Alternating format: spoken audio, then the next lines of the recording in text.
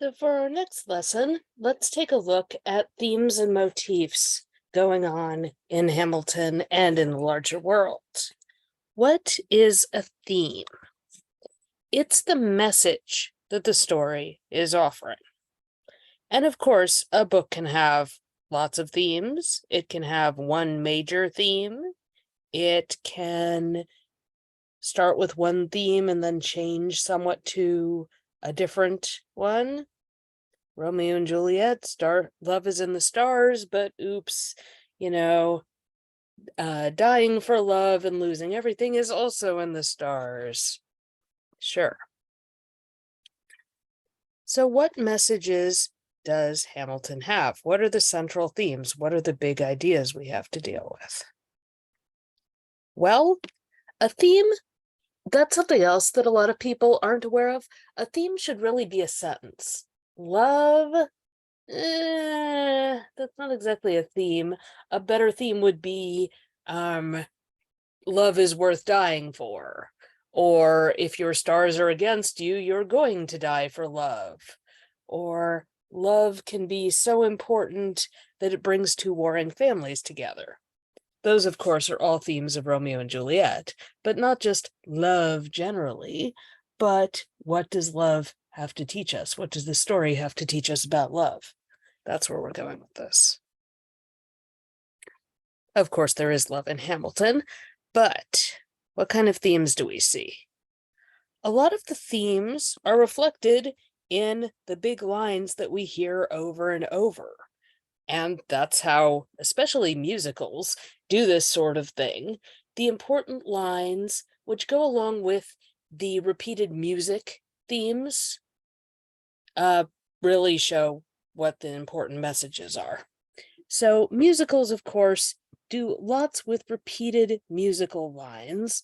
And of course, in Hamilton, there's so many important moments that all get their own little tune that goes with the text. Sure, like this. Who lives, who dies, who tells our story? In the book Hamilton the Revolution, Lin-Manuel Miranda, the creator, explains, it's a Shakespeare quote, "We strut and fret our hour upon the stage," well, that bit is, "and how that reverberates is entirely out of our control and entirely in the hands of those who survive us." People are just like actors. They have a short time on stage and then they have to leave, is one idea there. And another idea there is what impact we have on history. How we're remembered is dependent on other people. We could publish our own autobiography, and some people do, but even then, it tends to be more famous and well known what everybody knows about somebody. We have Hamilton's real writings, piles of his real letters, and Federalist Papers. Is that what we know about Hamilton? No. What we know about Hamilton most is this musical written by Lin-Manuel Miranda.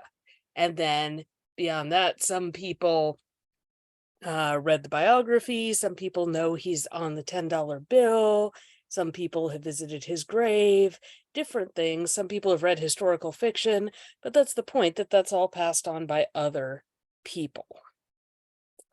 So, our legacy is not something we can control, it's something other people are going to have to do.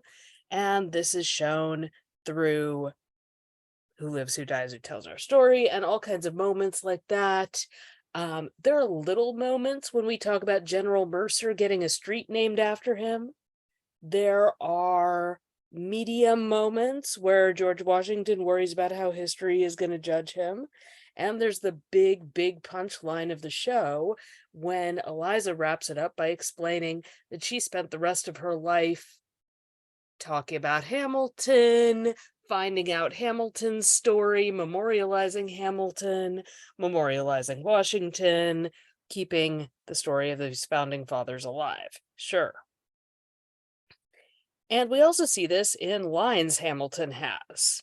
I want to create something that's gonna outlive me. That is his goal, not just creating a better America, but creating legacy, creating something that's going to survive after him and make him famous. In real life, he had what, 8 kids, something like that. I forget the exact number. And of course, in the show, mm, I don't know that they really suggested that Hamilton and Eliza had a lot of kids, but again, historically they did. To say nothing of Hamilton's contribution to the American Revolution and making America happen. But he still wants more of a legacy. At this point, he's talking about the financial system, which in fact, I suppose, is the number one thing Hamilton created historically that still exists today, dollars and cents. By the way, fun side note, where did our dollar bill symbol come from? That was actually the Caribbean symbol for money.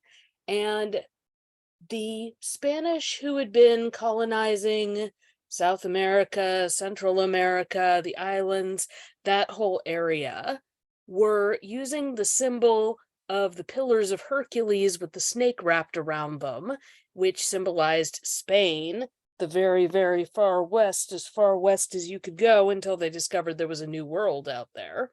So, because they were Spanish, they were making coins out of all the gold and silver that they took from the natives and forced the natives to dig up, and so on and so forth. So they were making coins, and they stamped them with this Spanish Pillars of Hercules image. And here's Hamilton trying to create his own money system in America.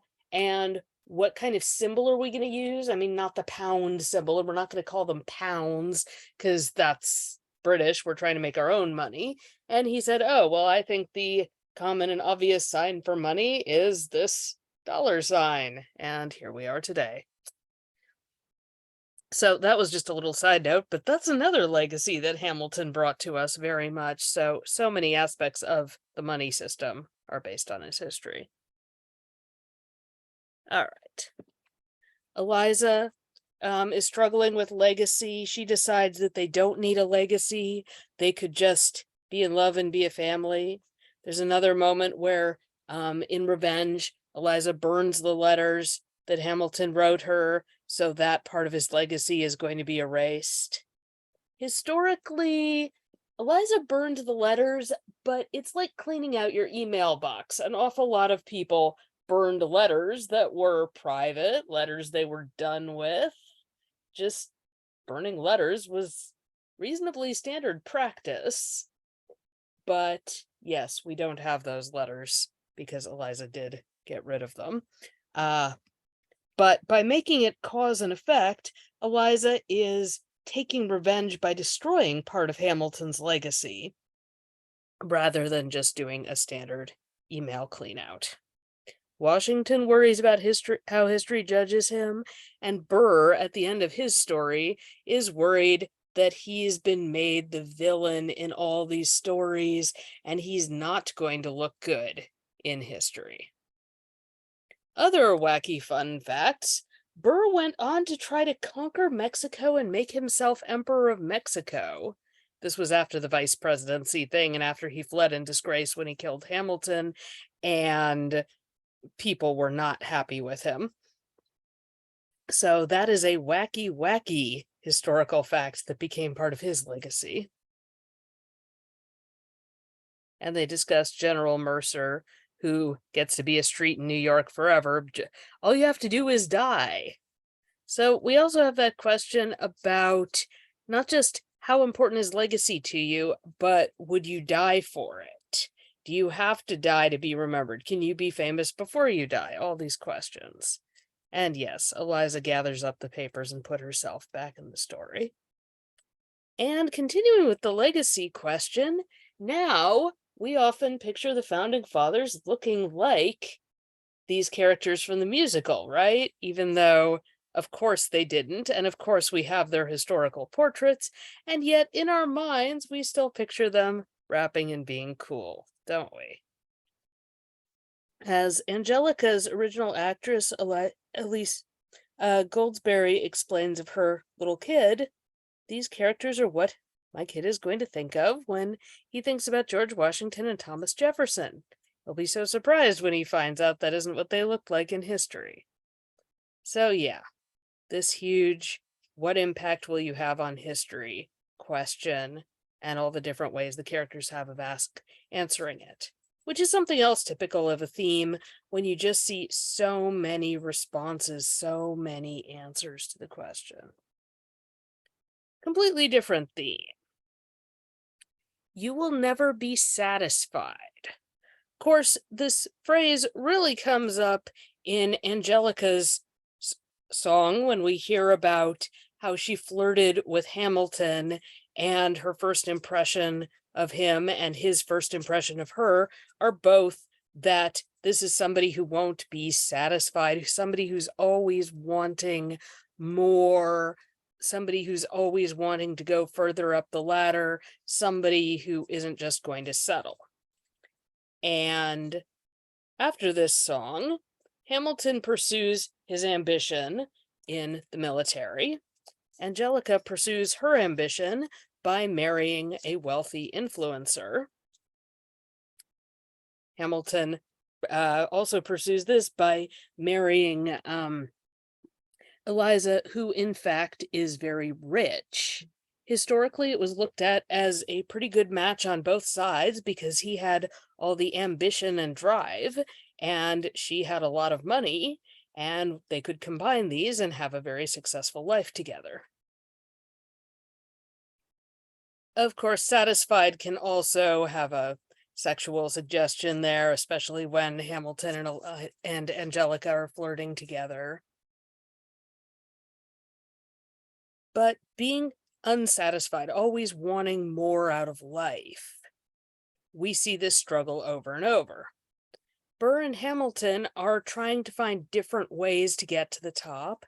And of course, they've each got their completely different method from, dramatically fling yourself in and pursue what you want and don't wait and put all your effort in versus talk less, smile more, hang back and be quiet and see what happens.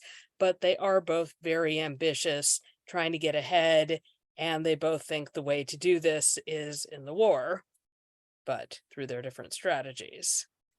But we see so much ambition, and we see this from other characters too, struggles like Washington wanting more for his country, wishing he could end slavery but not quite being able to do it. Even Jefferson wishing there was a better solution than slavery but not being able to find it. And Jefferson likewise wanting things out of the government and struggling to get them. And all these characters asking the question about, am I willing to step on the other person to get there? Eliza, of course, wants to settle down and raise her family and tells Hamilton he should be satisfied. And her song is That Would Be Enough. If we're just happy and in love and have children and stay home and you're safe, that would be enough, in contrast with You Will Never Be Satisfied. Of course, for a theme, our character could be struggling between these two kind of opposites. That would be enough versus I will never be satisfied. And there is that tragic, terrible moment in It's Quiet Uptown when Hamilton finally says, okay, that would be enough if I could have that quiet family life, if I could have our son back and you would smile and be happy and we could be together, that would be enough. And he even returns her line about, I'm not afraid, I know who I married, and he settles down with her and pretty much retires from politics. But in fact, it's too late. They've lost their son, and that's when he accepts that he's been too ambitious. And of course, he lost his son through his ambition for his son and himself, because the son was challenged to a duel. And if you say, no, thanks, I don't want to, duels are dumb and immature, and we're just going to get ourselves killed, then your career is done. Nobody's going to respect you. Nobody's going to think you're brave or cool. They're not going to vote for you. And Hamilton had it planned out that his son was going to go into politics. So when the son comes to Hamilton and says, "What do I do? I've been challenged to a duel," Hamilton says, "All right, you go out there bravely. Don't kill the other guy, but go out there bravely and get shot at or risk getting shot at.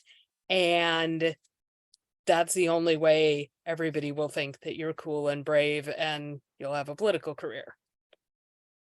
So granted, at the culture of the time, that's what men were supposed to do, but I'm sure we get the impression that his parents would have preferred a live, discredited son to a dead hero.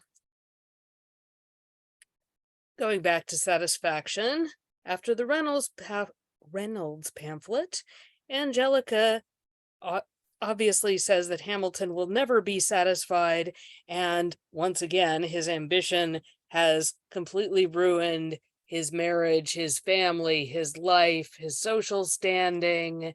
He has done a let all the animals out in the zoo out kind of stupid. He has just blown up his own career in the pursuit of getting ahead, getting away from the social scandal. Yeah. Oops.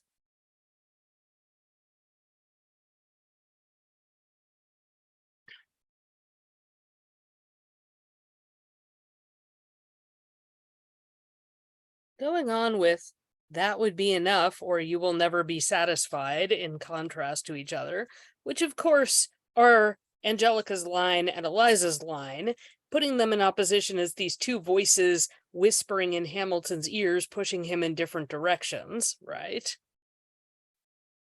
Sweet, quiet Eliza lives for 50 more years and has the fascinating line, "It's not enough." She seems to have gotten some Hamilton in her system, that she wants to do everything. She wants to accomplish everything Hamilton couldn't. She wants to accomplish things in Hamilton's memory, and she is just buzzing around doing all kinds of stuff. She starts the orphanage, she raises money for the Washington Monument. Historically, in fact, she went on a very adventurous journey out west to visit one of her sons. So the story twists until she, the homemaker from the beginning, is actually the one who is not satisfied and wants even more time, whereas Hamilton dies reasonably at peace with everything he's created in the country.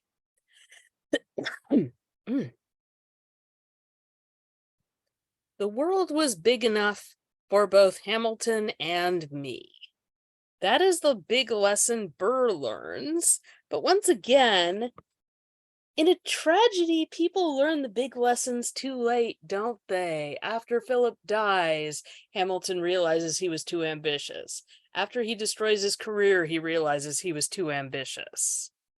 Well, after Burr has shot Hamilton and thus destroyed Burr's career and reputation in the process and goes down in history as a villain, that's when he realizes, oops, we both could have survived. I didn't need to pick a fight with Hamilton. I didn't need to kill Hamilton. We could have both existed in this America we've created. Of course, in the story, they go from friends to rivals to deadly enemies. And every time they meet, we get the Aaron Burr, sir, and we also get the checking in about how their different philosophies are treating them and whether they're getting ahead or not. And the story of tonight was interesting, back to Satisfaction, because each one wants what the other one has. Oh, you're fighting in the war? Oh, you're not fighting in the war? Well, that's what I wish I was up to, yeah. Wouldn't you be happy if you were in my position, etc.?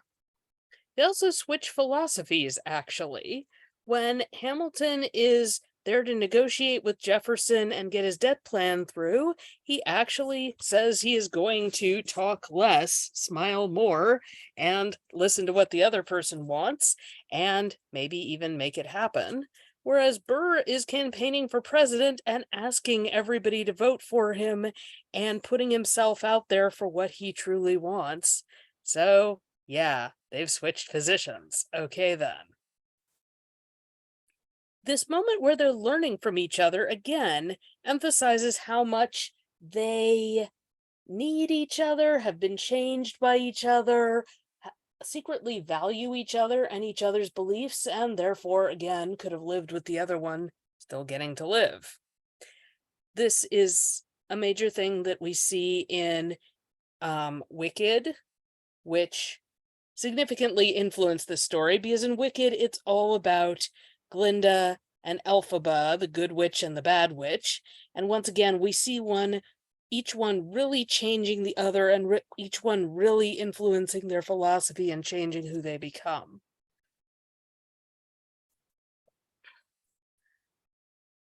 So they each absorb qualities of the other, but Burr realizes too late he didn't have to destroy Hamilton over this. Another theme, raise a glass to the four of us. Real, true, honest friendship. The band of brothers, the close buddy. Episode. Wow. Act 1 of the musical. Lorenz, Mulligan, and Lafayette with Hamilton, and also his bond with Washington, and also his loves with Angelica and Eliza. So we've got these very close friendships that are very, very important to Hamilton, and these friends keep coming back. There's the scene in the bar where he meets them. There's the scene in the wedding where they're all saluting each other.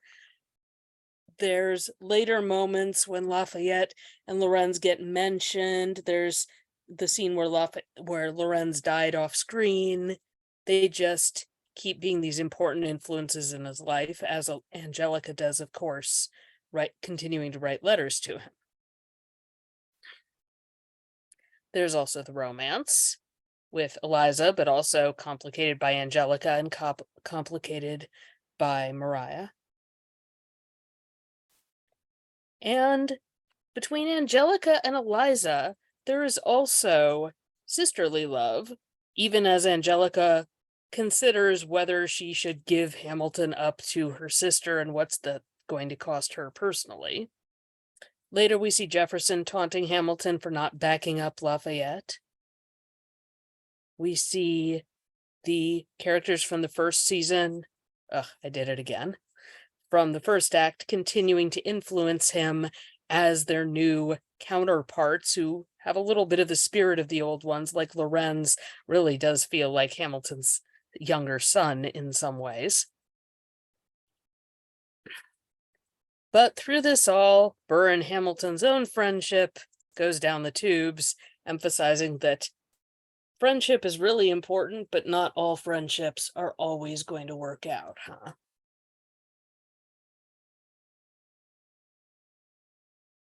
You will come of age with our young nation. We've got a lot here about fathers and sons. Of course, we've got Hamilton struggling to raise Philip the right way, sure. We've also got Hamilton and Washington as this father-son team, kind of, sort of, with Washington offering all this advice and Hamilton defying him, striking out, not wanting to do what Washington says.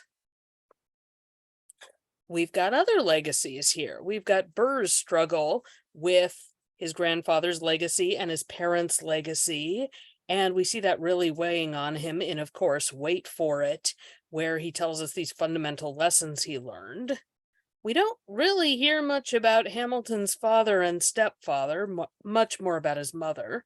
He also had an older brother who historically he wrote to occasionally and kept in touch with. The brother stayed in the Caribbean. But we've got this parallel with the country is an adolescent, the country is a baby, the country is an adolescent, the country is struggling to decide what it's going to be, and we've got these young men, young Hamilton, young Burr, Philip, who likewise are deciding who they're going to be and striking out against these paternal figures, right?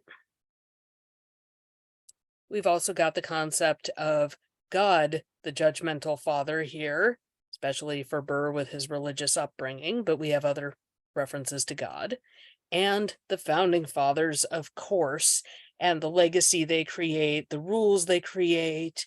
We see Washington in the Capitol kind of trying to control and police the the Hamilton and Jefferson rivalry, and so on.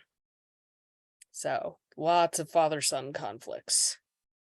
Mothers tend to be more just loving and supportive. Again, we hear some about Hamilton's mother.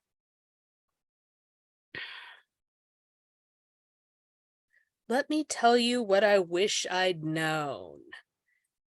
Not just giving advice, which goes back to the father thing, but the fact that the founding fathers made mistakes. We see that theme a bunch of times. Washington pretty early introduces himself, well, not quite, but, goes over with Hamilton the fact that he lost his troops. They were killed, and he feels really awful about it. And he learned the lesson that he makes terrible mistakes. Of course, we see Hamilton making mistakes, especially the Reynolds pamphlet, but there are other mistakes too, including cheating in the first place. We see Burr making mistakes. The biggest one would be waiting for it and discovering that he's not invited to be part of the political foundation of the country. We see Hamilton shoot off his mouth and make Washington mad, make Adams mad, half the characters here mad, right? Jefferson, Madison, they all get mad at him, sure. Jefferson, Madison,